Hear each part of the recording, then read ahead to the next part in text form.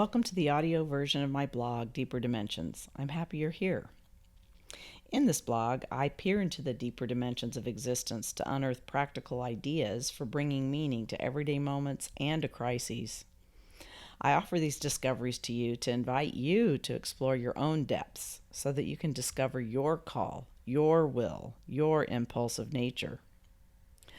I'd love to let you know about the latest posts in Deeper Dimensions, and if you'd like to receive the latest updates, you can subscribe at deeperdimensions.com.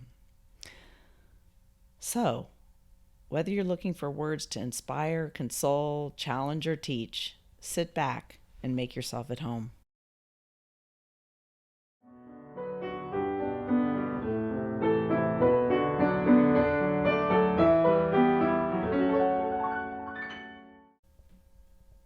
Hi, today's post is called Feeling Anguish? Listen to your body, not to other people. The post starts with a short quote from Martha Graham. She says, "The body says what words cannot." I love swimming in Austin's amazing Barton Springs pool. It's cold and enlivening. Most of the time I swim there 3 times a week, year round. But last year, my dad and my dog died in the depths of winter. It doesn't get that cold in Austin, but it does take much more mental discipline and grit to jump into the cold spring water when it's 25 to 45 degrees outside than when it's 95. When my dad and my dog died, everything in me demanded that I pull in, curl up, and treat myself tenderly. Treating myself tenderly did not include swimming in the cold. It was hard to allow myself to give in to not swimming for an indefinite period of time, especially during a phase of my life when I'm not getting any younger. So exercise is essential for maintaining my energy and health. Yet, I remembered something crucial I'd learned about grief back in 1992 when my first husband died.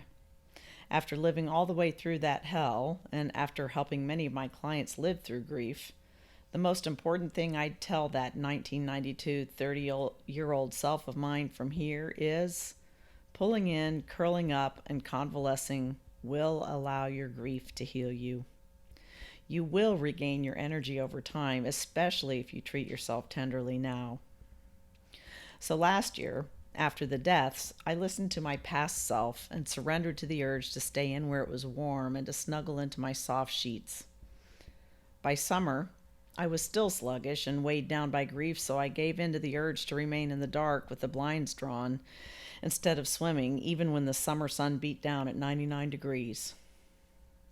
It's important to note that I was not depressed. I didn't feel bogged down and paralyzed with depression's deadness. I was simply grieving. I can tell the difference. I'm going to write an entire post about discerning the difference between grief and depression sometime soon, so keep a lookout for that.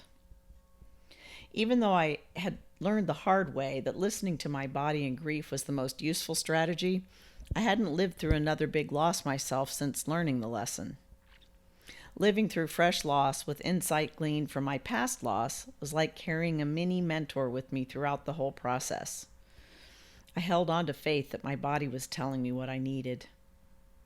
Thus, it seemed miraculous to my present self that listening to my body's need to lie around and restore during the most ripped open phase of my grief did indeed allow me to heal and restore. On my birthday in November, 11 months after my losses, I spontaneously needed to swim, hard, in the cold water. My body and soul needed to move, to expend energy, to feel blood pumping through my veins and cold water on my skin, in order to affirm my gratitude for getting to be alive to mark another year, while other people I loved were no longer fortunate enough to have bodies that could know such joy. My arms reached and my legs kicked, and I felt at one with all the people I love, past and present. My heart burst wide with wonder as I felt it all. Swimming on my birthday reignited my desire to swim regularly, so I picked it back up again at the beginning of winter without any hesitation. My body guided me through the whole process, down and through and back up again. Amazing. Not that I'm finished with my grief, and not that I don't still have sluggish days. It's just that the phase of needing to pull in constantly has moved through, at least for now. So, if you're grieving your own loss or experiencing an intense emotional situation of some other kind, your body might tell you something similar to what mine did during this time of my loss. It might tell you to pull in and rest, or it might tell you something different. Every loss and every body is unique. When my first husband died in 1992, that loss was a traumatic loss, sudden, unexpected, out of the natural order of things. The losses I experienced last January were different. They were in the natural order of things, as my dad and my dog were both old and weakening, extremely painful but not traumatic. They were two distinct flavors of loss. In 1992, I not only lost my husband in a devastating way, I also lost my entire identity and way of viewing the world. Nothing made sense anymore. I was entirely disoriented and shattered. So my emotions then were explosive, roiling, fierce.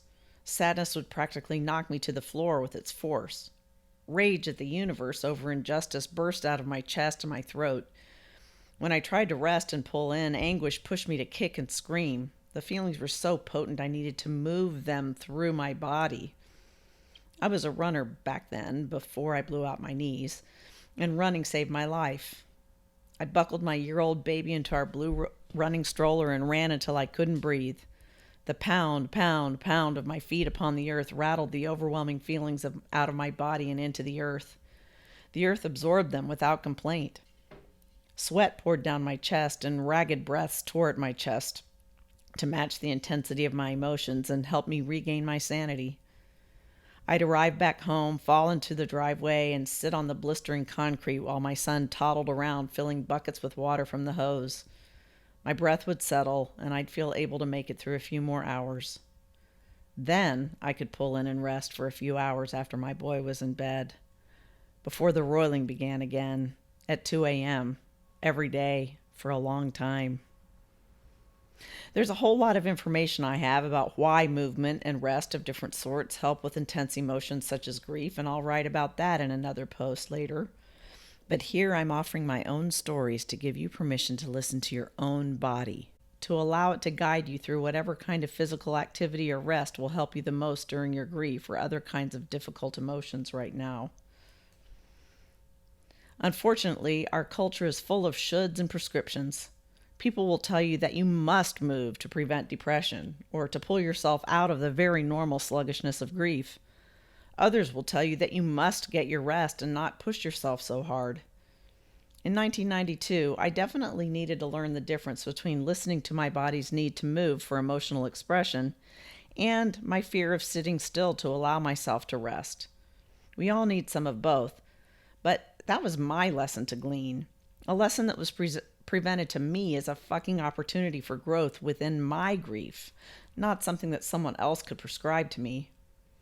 I wouldn't have such faith in what I learned if I hadn't wrestled with the difficulties myself. I want you to know that your body is the container for all of your grief emotions, so your body will tell you what it needs.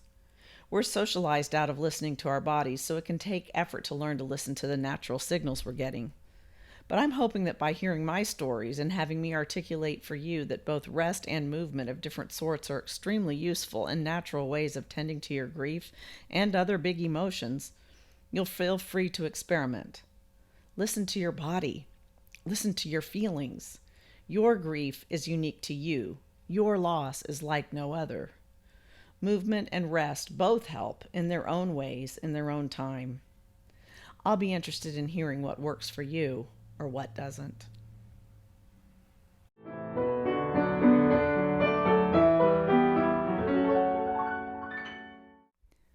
As always, thanks for listening. And if you'd like to subscribe, go to deeperdimensions.com. See you next week.